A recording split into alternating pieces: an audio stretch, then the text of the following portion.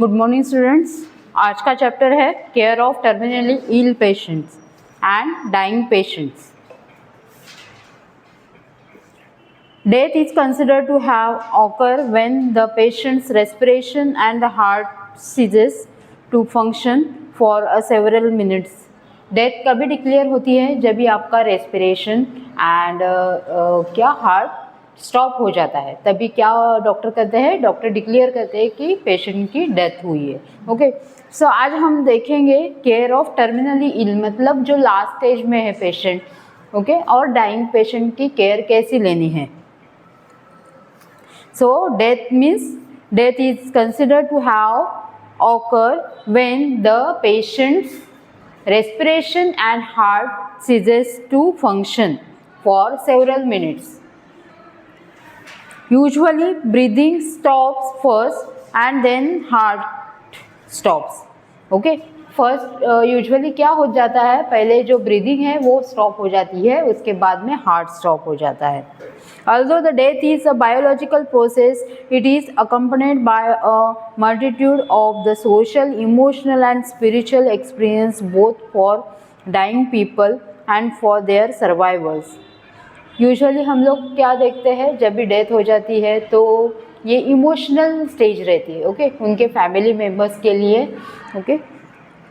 Some may view a death as a punishment for a past wrongdoings. Other may see it as a loss of self and self-identity and missed future goals. सब लोग क्या बोलते हैं कि मैंने कुछ तो रॉन्ग किया है पास्ट में, इसके लिए मुझे इतना प्रॉब्लम हो रहा है, मेरी अभी डेथ होने वाली है, ओके, ऐसे बोलते हैं मन में ही। The nurses goals as the health professionals is to try understand the other ways of coping with the death and to support their coping abilities. So nurses की रिस्पॉन्सिबिलिटी क्या है, ये जो टर्मिनली इल पेशेंट है, dying patient है, उनके साथ कैसे रिलेट करना है, ओके, और उनके जो फैमिली मेम्बर्स हैं उनके साथ कैसे बिहेवियर करना है, okay. Then next topic is causes of death. Death के कॉजेस क्या है, डेथ के अलग अलग कॉजेस हो सकता है, एक तो कैंसर हो सकता है, एक तो हार्ट अटैक हो सकता है, cardiovascular problems, okay. When the people consider a death, a question often asks, what did the patient actually die from? किस वजह से पेशेंट मर गया है, okay. When the death is not sudden, its actual cause is most often a cancer related. Since the cancer is the second leading cause of death, next to a cardiovascular problems, the most common causes of the death are infection, organ failure, hemorrhage and the cardiac arrest. Okay, जो ऑफनली problems क्या हो सकते हैं, cancer हो सकता है, cancer is the second problem, okay. जो first problem है वो क्या है, कार्डियो रेस्पिरेटरी अरेस्ट हो सकता है, इन्फेक्शन हो सकता है, ओके, ऑर्गन फेल्यूर कौन से भी हो सकते हैं, उसके वजह से डेथ हो सकती है, हैमरेज की वजह से डेथ हो सकती है, एक्सीडेंट में कभी कभी ज़्यादा ब्लीडिंग होता है तभी डेथ हो सकती है। So these all are the causes of the death.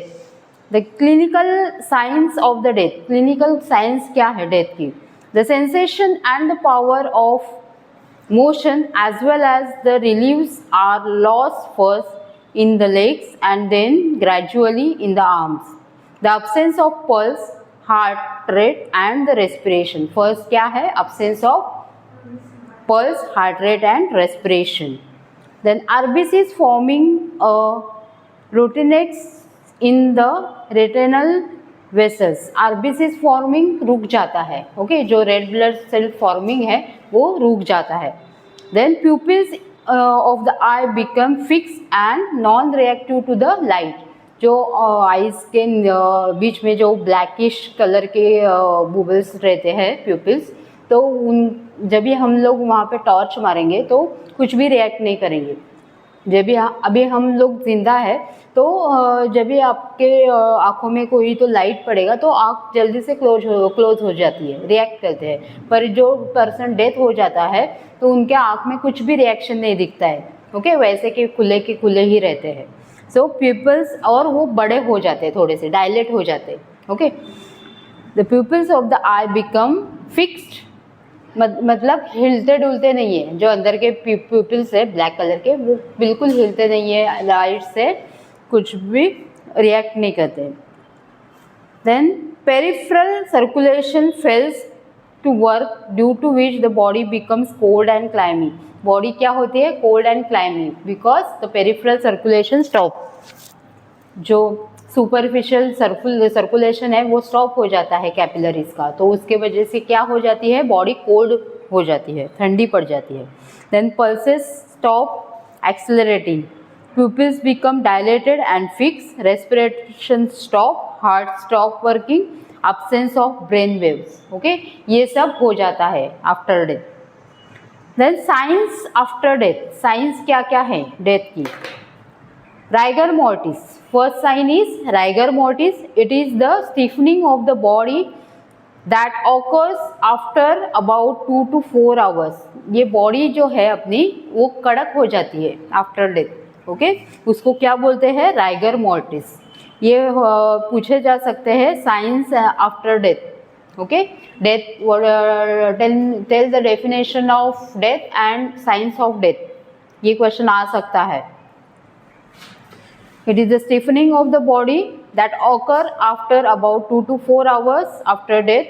It results from a lack of adenosine triphosphate which is not synthesized because of the lack of glycogen in the body. ये क्यों हो जाता है? जो adenosine triphosphate है वो release नहीं होता, उसके वजह से जो बॉडी है वो पूरी कड़क हो जाती है, स्टिफ हो जाती है. उसको क्या बोलते हैं? Rigor mortis.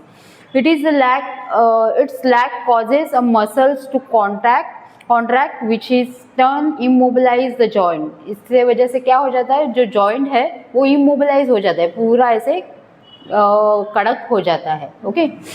Then second sign is alger mortis. It is the gradual decrease the body's temperature after death. जो बॉडी का टेम्परेचर है आफ्टर डेथ धीरे धीरे कम हो जाता है, उसके बाद पूरी ठंडी पड़ जाती है body. Okay, it's when the blood circulation terminates and the hypothalamus ceases to function, body temperature falls about 1 degree Celsius per our.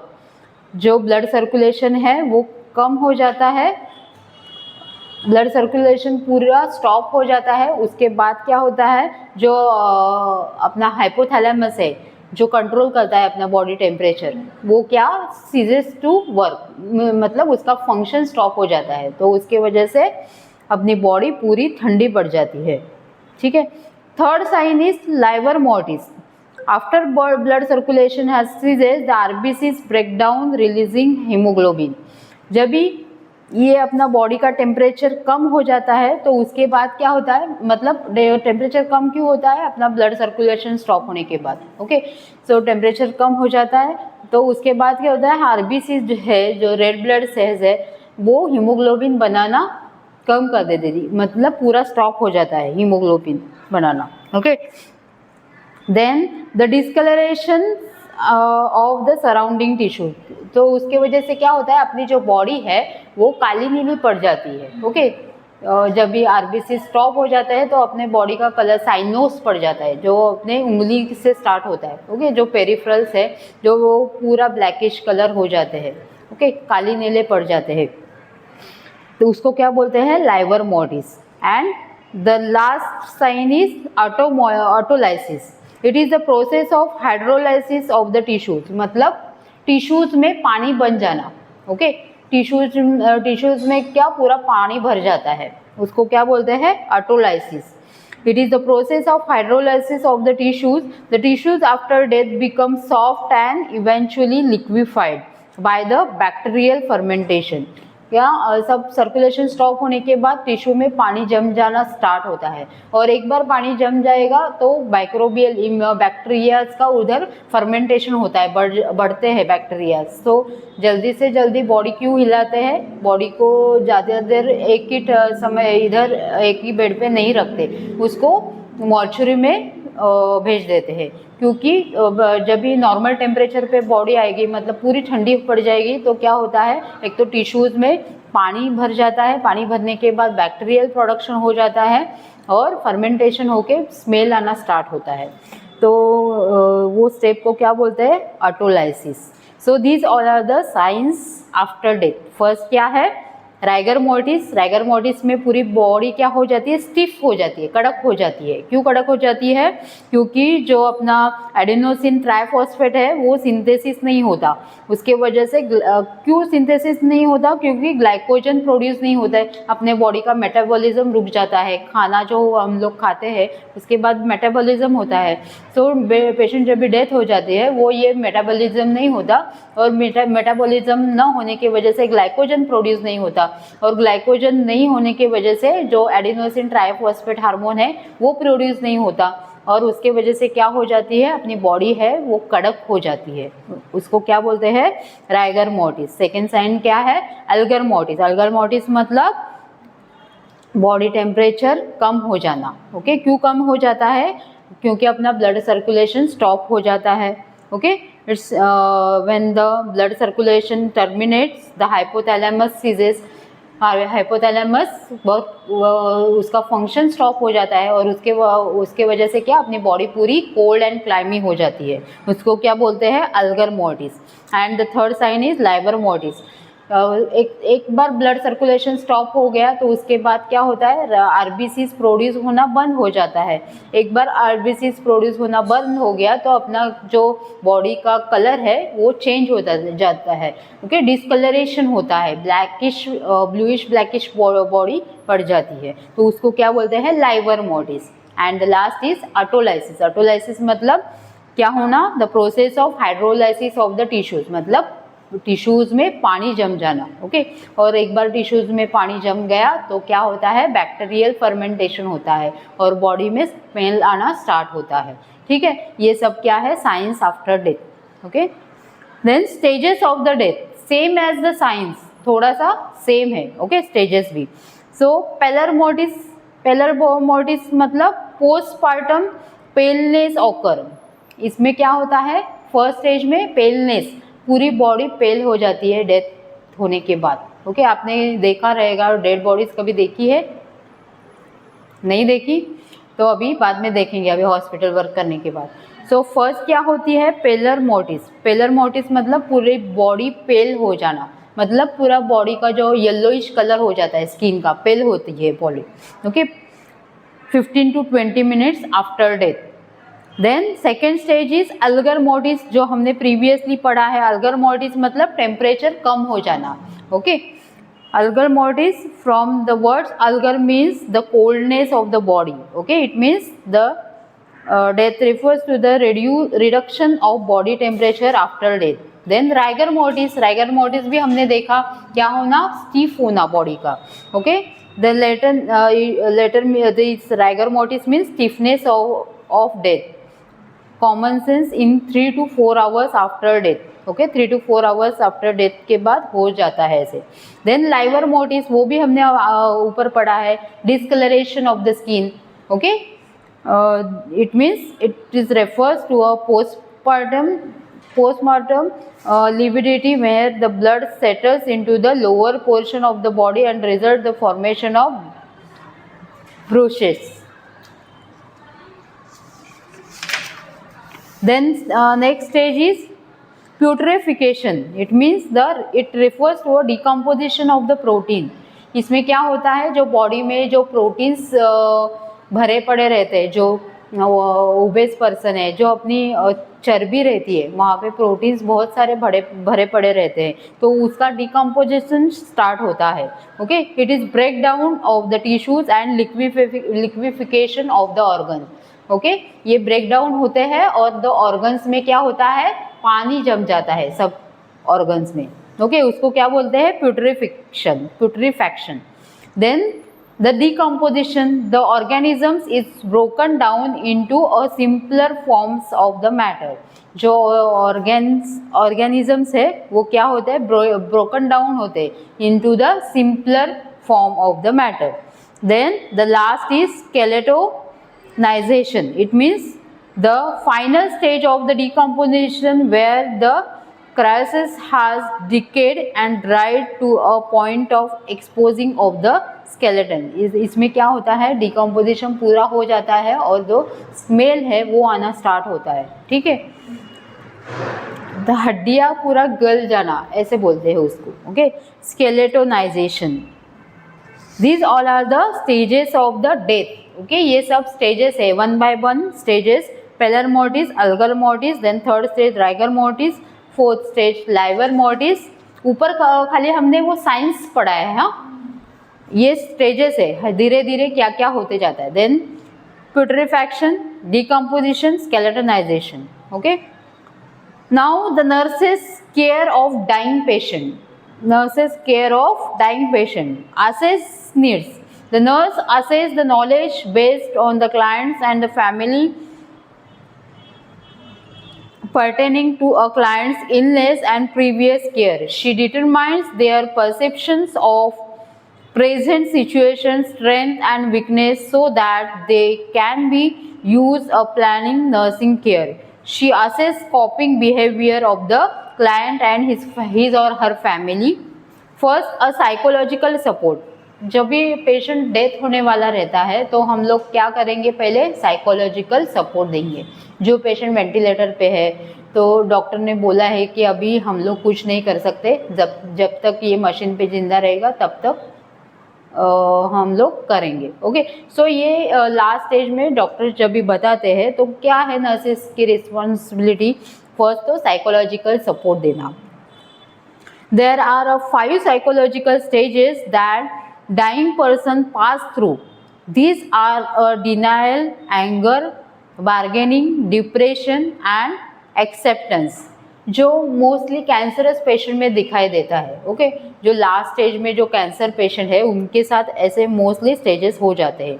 In all these stages the nurses needs to truthful but prudent in all their dealing with the patients to be a warm support and understanding, develop such a relation that let the person tell you what he knows about his condition.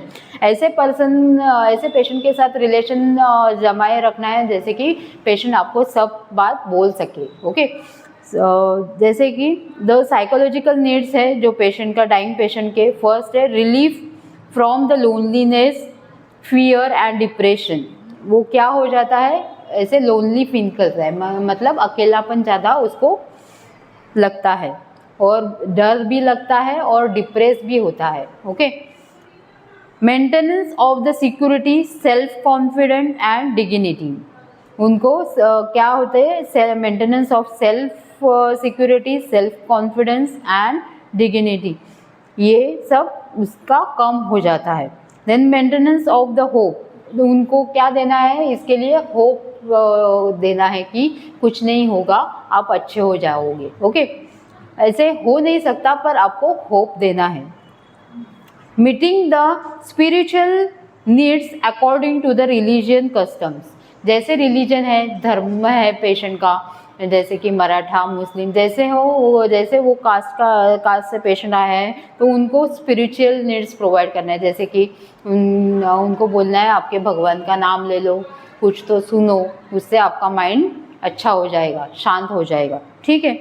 सो ये last stage में जो रहता है patient, वो क्या रहता है, denial रहता है। मतलब डिनायल मतलब कुछ भी सुन के नहीं लेता, एंगर हो जाता है, मतलब पूरा उसको क्या हो जाता है, गुस्सा ज़्यादा आ जाता है। जो लास्ट स्टेज में पेशेंट रहता है वो बार्गेनिंग करता है, मतलब मुझे कुछ नहीं हुआ है, मैं ठीक हूँ, मुझे कुछ नहीं होने वाला, ओके। देन फिर से डिप्रेशन में जा सकता है, ओके, डिप्रेस हो जाता है पेशेंट, ओके। और उसके बाद में वो एक्सेप्ट करता है कि मुझे कुछ तो हुआ है, तो अभी मेरी लास्ट स्टेज चालू है, ठीक है। सो ये सब क्या है about the dying patients. Now the symptomatic management, nurses की मैनेजमेंट क्या रहेगी symptomatic. So first, problem associated with breathing. जब भी पेशेंट को कभी ब्रीदिंग का प्रॉब्लम रहेगा लास्ट स्टेज में, तो आप क्या करने वाले हो, O2 inhalation may be given to ease his discomfort. उसको क्या देना है, ऑक्सीजन इनहेलेशन थेरेपी दे सकते हो जब भी ब्रीदिंग का प्रॉब्लम हो। Then elevation of the patients head and the shoulders may make a breathing easier, patient को थोड़ा सा हेड अप कर सकते हो, जैसे कि फाउलर्स पोजीशन दे सकते हो, उसके वजह से पेशेंट को अच्छा लगे। Next is keep the room well ventilated and keep crowds away, जो पेशेंट का रूम है वो वेल वेंटिलेटेड रखोगे, ओके, और पेशेंट के आजू बाजू में जो गर्दी है वो हटाओगे, okay. Then change the position frequently at least 2 hourly, okay. Periodic suctioning is necessary in order to maintain the patency of airway, जब भी पेशेंट को एयरवे ब्रीदिंग का प्रॉब्लम रहेगा तो क्या क्या करोगे, फर्स्ट ऑक्सीजन थेरेपी दोगे, पेशेंट को अपराइट पोजीशन मतलब फाउलर पोजीशन दोगे, उसके बाद उसके आजू बाजू की जो गर्दी है, क्राउड है, वो हटाओगे, जो रूम है वो वेल वेंटिलेटेड रखोगे, पीरियोडिक सक्शनिंग करोगे, okay, maintain the patency of the airway, then change the position frequently at least 2 hours, okay. ये सब आप क्या करोगे ब्रीदिंग प्रॉब्लम के लिए। Next problem associated with eating and drinking, patient का ईटिंग एंड ड्रिंकिंग का प्रॉब्लम, जो लास्ट स्टेज में पेशेंट है वो कभी कभी खाने को उसको होगा, कभी कभी नहीं होगा, तो उसके लिए आप क्या करोगे।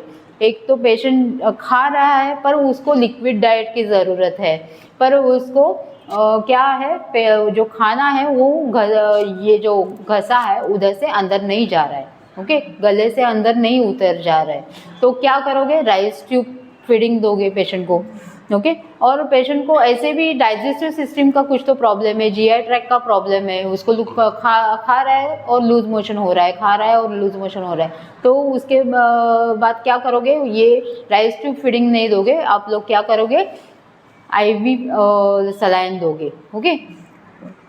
So problem associated with eating and drinking, IV fluids should be given.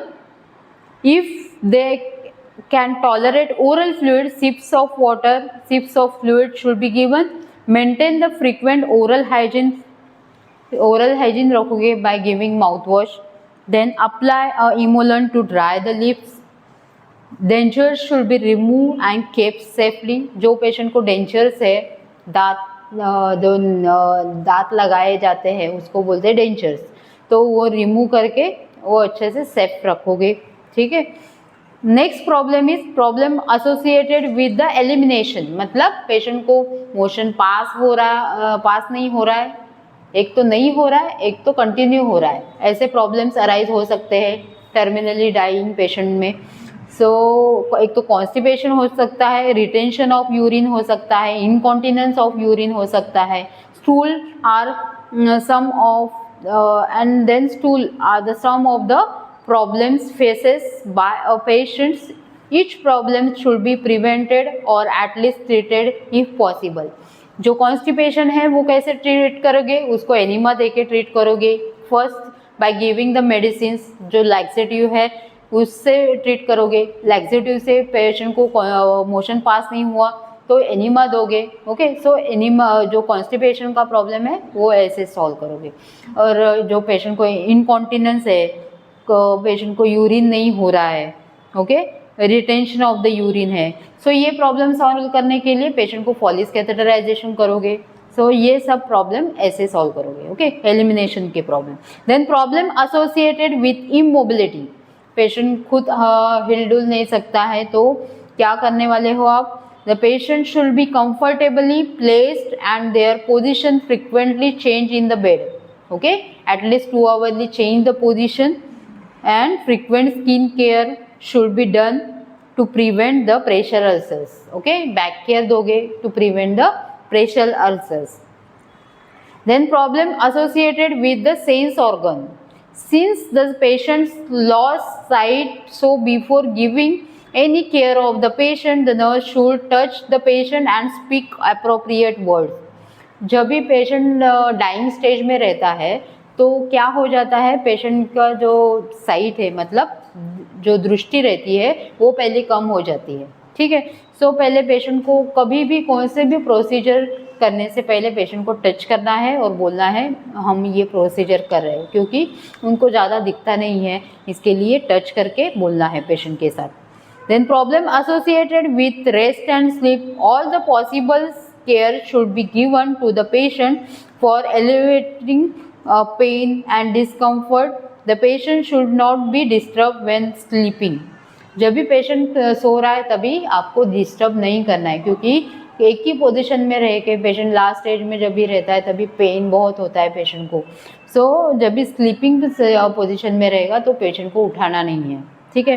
Then problems associated with the cleanliness and grooming. The cleanliness and the appearance are important until the last breath end. जब तक patient का death नहीं हो जाती तब तक patient की cleanliness आपको रखनी है, ठीक है। And the cleanliness of the skin, hair, care of mouth, cleaning clothes are also very important. So this are the symptomatic management, okay, ये क्या है? सिम्टोमेटिक मैनेजमेंट है, okay, associated with breathing problem, associated with eating and drinking problems, associated with elimination, immobility, sense organs, rest and sleep and cleanliness and grooming, okay, ये सब symptomatic management हुई, okay. Next is the care of dead body. ये सब हमने terminally ill patient के बारे में जाना, ओके, जो पेशेंट डेथ हो रहा है, ओके, स्टेज पे है वो, लास्ट स्टेज में, उसके बारे में अभी तक जाना। नेक्स्ट अभी देख रहे हैं केयर ऑफ डेड बॉडी, मतलब जो पेशेंट मर गया है ऐसे बॉडी की केयर। एक बार पेशेंट मर जाता है तो वो आदमी को हम क्या बोलेंगे? वो पर्सन को बॉडी ही करके बुलाएंगे, okay. So care of dead body. Prepare the patient for family view. First क्या करेंगे? पहले फैमिली को दिखाएंगे, ओके। आपका पेशेंट गया है, अभी हम लोग सब हमने जो करना था उतना कर लिया, मेडिकेशन दिया, कुछ भी नहीं हुआ है, ओके। सो पेशेंट के फैमिली मेम्बर को फर्स्ट दिखाएंगे। Place the dead body in a supine position with the head on small pillow, arms by a sides of palm down with the hands folded on the abdomen, okay. Patient को supine position में सुलाओगे after death, और जो हाथ है वो patient के abdomen पे रखने वाले हो और पेशेंट को सीधा सुपाइन पोजीशन में सुलाना है, okay. Close the eyes by gently holding the eyelids close for a few moments, okay. जब कभी कभी पेशेंट के डेथ होने के बाद जो आंखें हैं वो खुली रह जाती है, सो वो आंखें बंद करनी है first, okay. Then comb the hair. जो लेडीज पर्सन रहेंगे तो उसका जो हेयर है वो कोम करके अच्छे से बांधना है आपको। उसके बाद determine whether there will be a tissue organ donation. जो कभी कभी क्या रहता है, कोई कोई पर्सन क्या पहले ही फॉर्म भर देते हैं कि हमको ऑर्गन डोनेशन करना है। सो वो फर्स्ट देखना है कि ये पेशेंट का बोला है या नहीं, ऑर्गन डोनेशन करने वाले हैं या नहीं, पेशेंट के फैमिली मेम्बर्स के साथ बातचीत करके देखना है, okay. Determine whether there will be a tissue or organ donation, autopsy or request. Remove and documents equipments. Remove or cut the secure tubes, catheters, dressing and attachment. Okay. जब हमने care के लिए कैथेटर वगैरह डाला था, IV line डाली थी, Ryle's tube insert किया था, ये सब हम लोगों को निकाल देना है, ओके, डेथ होने के बाद। कुछ भी ड्रेसिंग रहेगा, ऑपरेशन ड्रेसिंग है और बेडसोर ड्रेसिंग है, वो भी रिमूव करना है, ठीक है। Remove the jewellery ornaments of any type from the dead body. जो डेड बॉडी पे कुछ भी ऑर्नामेंट्स है, excuse me,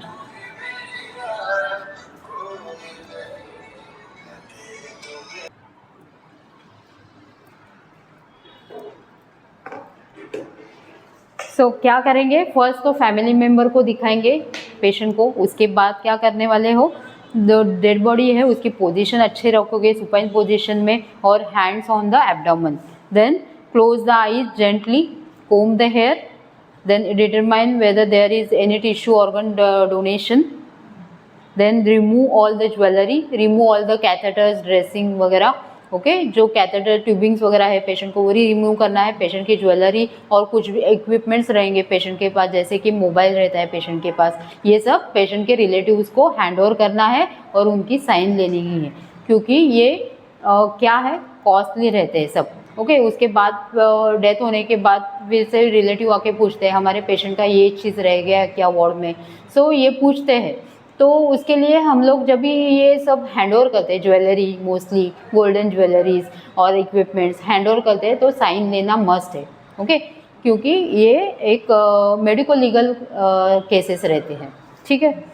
So remove the jewelry, ornaments and any type from the dead body.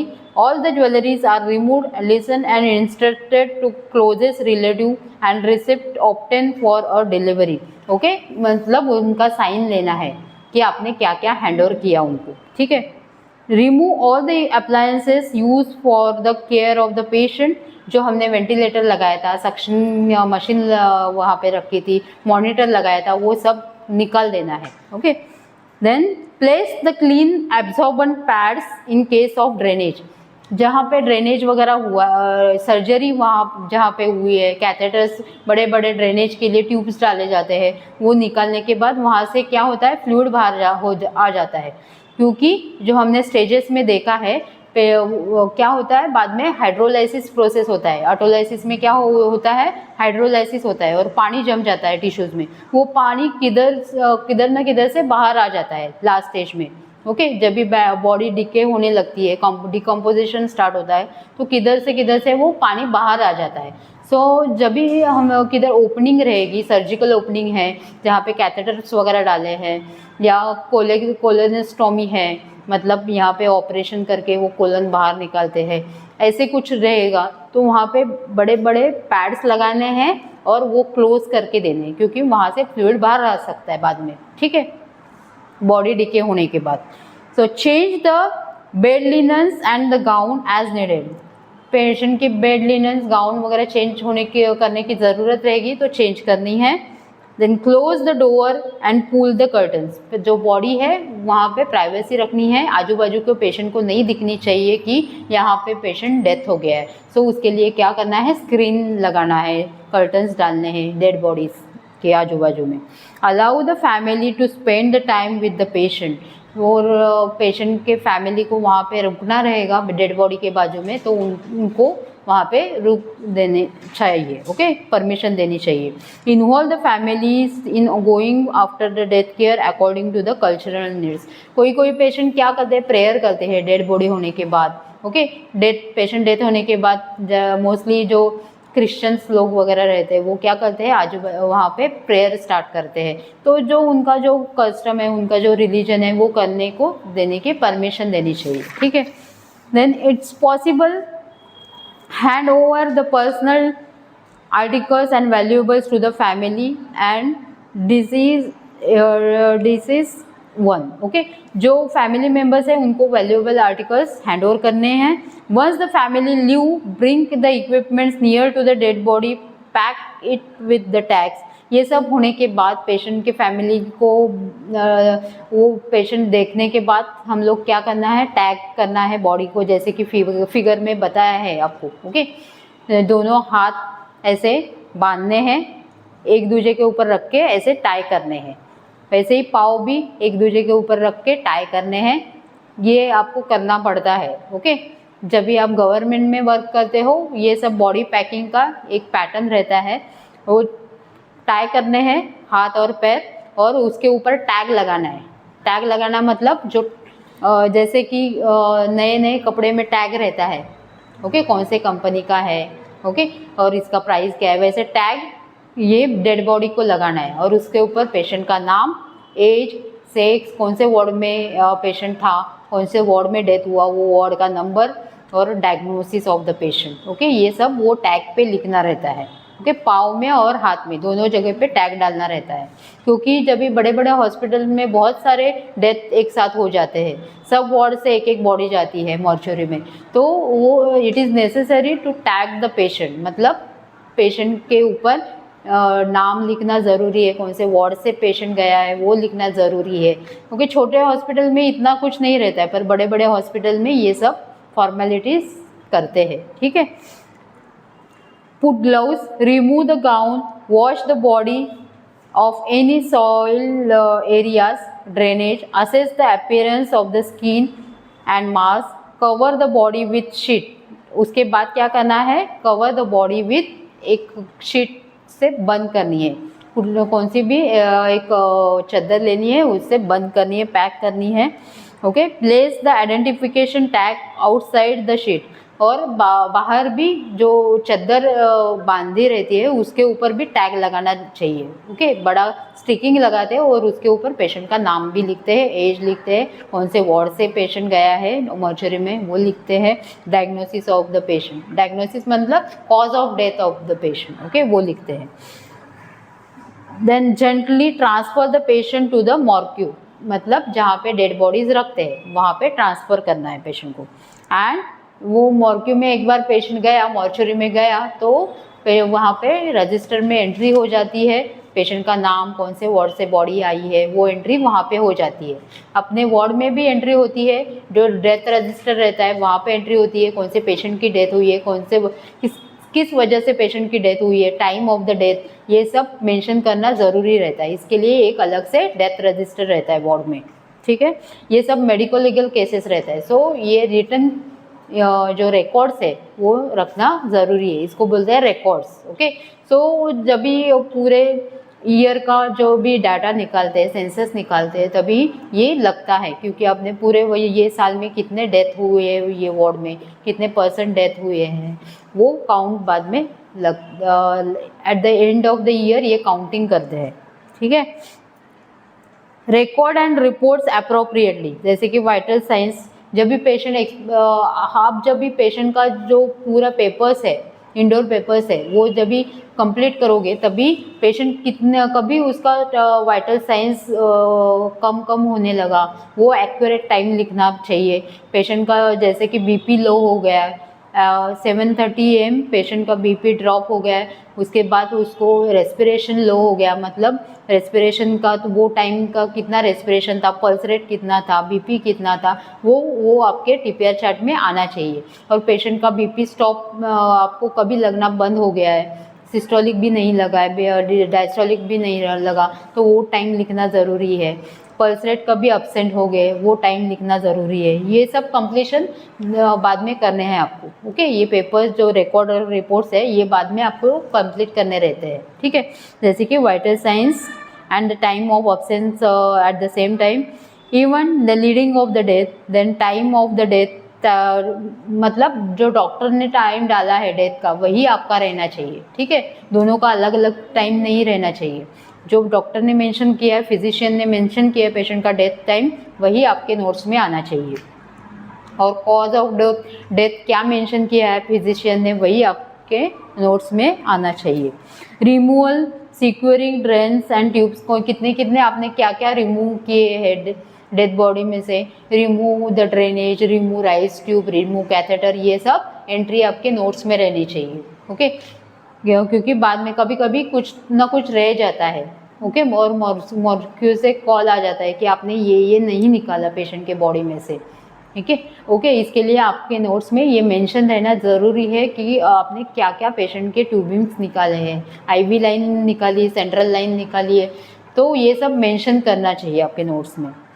Time and notification of the family, patient के family members को कभी आपने death time बताया, कभी नोटिफाई किया, वो भी मेंशन करना ज़रूरी है।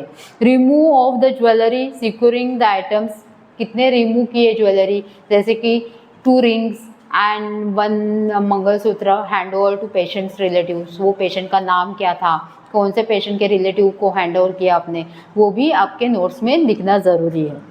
Then time when the body was handed over to mortuary, और मर्क्यूरी में बॉडी कभी गई, कभी ट्रांसफ़र किया। डेथ पहले ही हुआ है, पेशेंट का 8 बजे डेथ हुआ है, पर आपने बॉडी कभी शिफ्ट की 10 o'clock को, तो वो टाइम आपको मेंशन करना है, ठीक है। सो ये क्या हो गया डेड बॉडी के बारे में, how the care of dead body, ठीक है। समझ में आया है?